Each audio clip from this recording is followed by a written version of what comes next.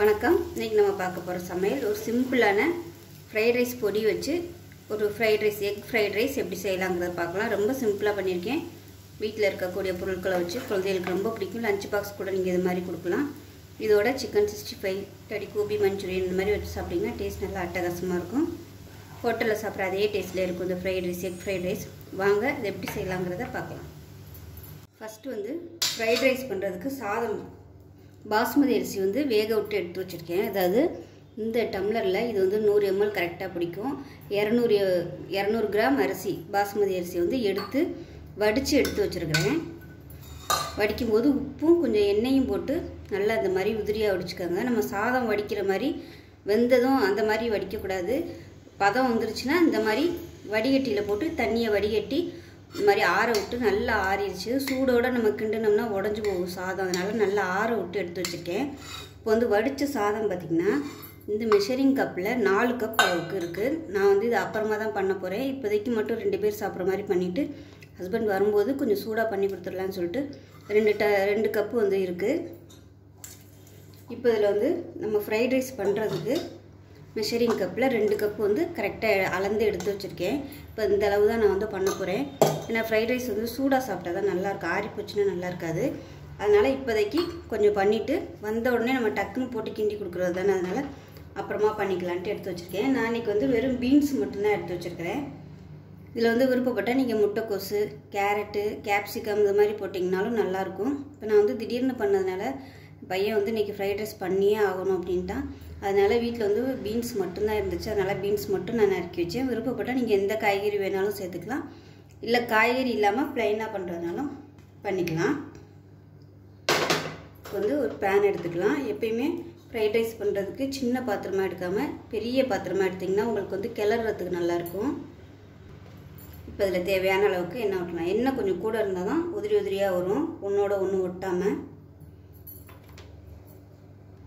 இன்றைக்கி fried rice பண்ணுறதுக்கு பார்த்தீங்கன்னா ஹாப்பிமா ஃப்ரைட் ரைஸ் இது ஸ்பைசி உள்ளது தான் எடுத்திருக்கேன். இது பார்த்தீங்கன்னா 18 கிராம், அதாவது ஒரு சின்ன பாக்கெட்டு.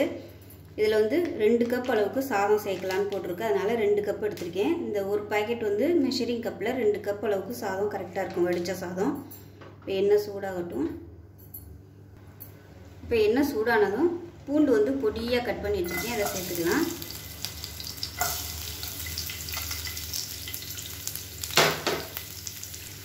பூண்டு லைட்டாக சிவக்க ஆரம்பிச்சு இதில் ஒரு கைப்பிடி நீளமாக நறுக்கின வெங்காயம் சேர்த்துக்கலாம்.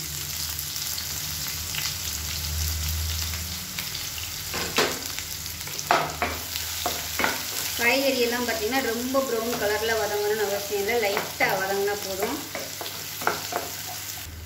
இப்போ வெங்காயம் பாதி வதங்கினதும் பீன்ஸ் சேர்த்துக்கலாம். ஃபஸ்ட்டு பீன்ஸ் வதங்கட்டும். அதுக்கப்புறமா நம்ம முட்டை சேர்த்துக்கலாம். நான் பீன்ஸ் வதங்குறதுக்கு கொஞ்சம் நேரம் ஆகும் வேகிறதுக்கு. இப்போ உப்பு சேர்த்துக்கலாம். சாதம் வடிக்கும் போதும் உப்பு சேர்த்துருக்கேன். மசாலாவிலையும் உப்பு இருக்கும். அதனால் இந்த காய்க்கு மட்டும் இப்போ தேவையான உப்பு சேர்த்துக்கலாம். இப்போ காய்கறி எல்லாமே வதங்கிடுச்சு. காய்கறி எல்லாமே அரை வேக்காடு தான் வேகணும். ரொம்பலாம் அப்படியே குழஞ்சி வந்துச்சுன்னா நல்லா இருக்காது. இது ஓரத்தில் ஒதுக்கி விட்டுடலாம். ஒதுக்கி விட்டுட்டு ஒரு 3 முட்டை எடுத்துக்கலாம். 2 பேருக்கு ஒரு 3 முட்டை எடுத்திங்கன்னா கரெக்டாக இருக்கும்.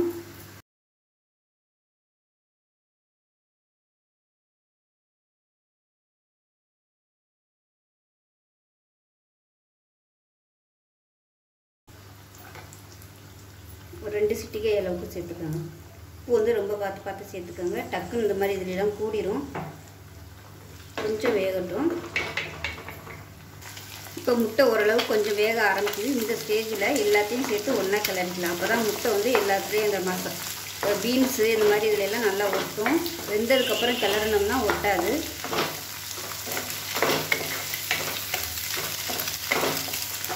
நல்லா உதிரியாக வர அளவுக்கு கிளறி வச்சுக்கலாம்.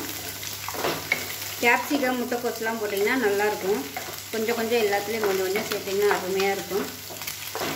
நான் இன்றைக்கி வீட்டில் இருந்ததை வச்சு டக்குன்னு பண்ணியிருக்கேன்.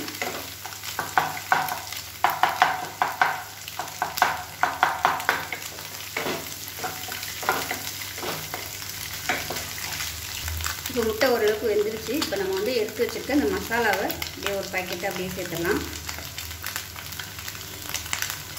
கொஞ்சம் தான் சேர்த்துருக்கேன். பாதி வந்து நம்ம சாதம் சேர்த்ததுக்கப்புறம் சாதத்து மேலே சேர்த்துக்கலாம்.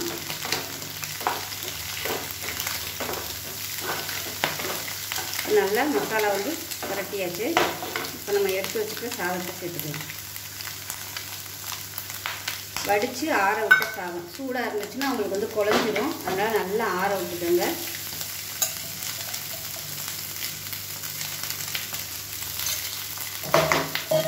இது வந்து இப்படியே மெதுவாக கிளறி வச்சுக்கலாம்.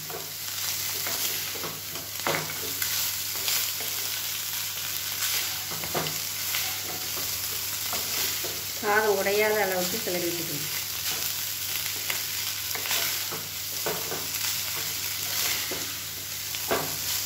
இப்போ மிச்சம் இருக்கிற அந்த பொடியும் சாதத்து மேலே சேர்த்துக்கணும்.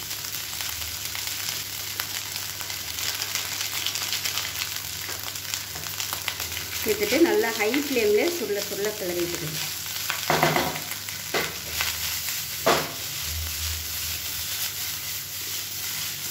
கரண்டி வச்சு கலர்றதை விட இந்த மாதிரி பண்ணிங்கன்னா ஒரு சாதம் நல்லா மிக்சிங் ஆகிடும்.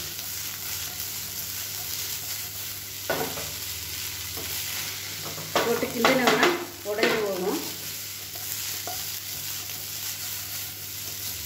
வெங்காயத்தாலெலாம் இருந்துச்சுன்னா மேலாப்பில் போட்டிங்கன்னா சூப்பராக இருக்கும். ஹோட்டலில் சாப்பிட்ற மாதிரியே இருக்கும். அவ்வளோதான், சூப்பராக ரெடி ஆகிடுச்சு. எக் ஃப்ரைட் ரைஸ் ரொம்ப சிம்பிளாக ரெடி ஆகிடுச்சு. வந்து கேஸ் அமர்த்திடலாம். சாதம் மட்டும் நல்லா குழஞ்சி போகாமல் உதிரியாக செஞ்சுக்கணும். அவ்வளோதான், செஞ்சு பாருங்கள். செஞ்சு பார்த்துட்டு எப்படி வந்துச்சுங்கிறத சொல்லுங்கள். வீடியோ பிடிச்சிச்சின்னா லைக் பண்ணுங்கள், கமெண்ட் பண்ணுங்கள், சேனலை சப்ஸ்கிரைப் பண்ணுங்கள், பக்கத்தில் உள்ள பெல் பட்டனையும் ப்ரெஸ் பண்ணுங்கள். நன்றி.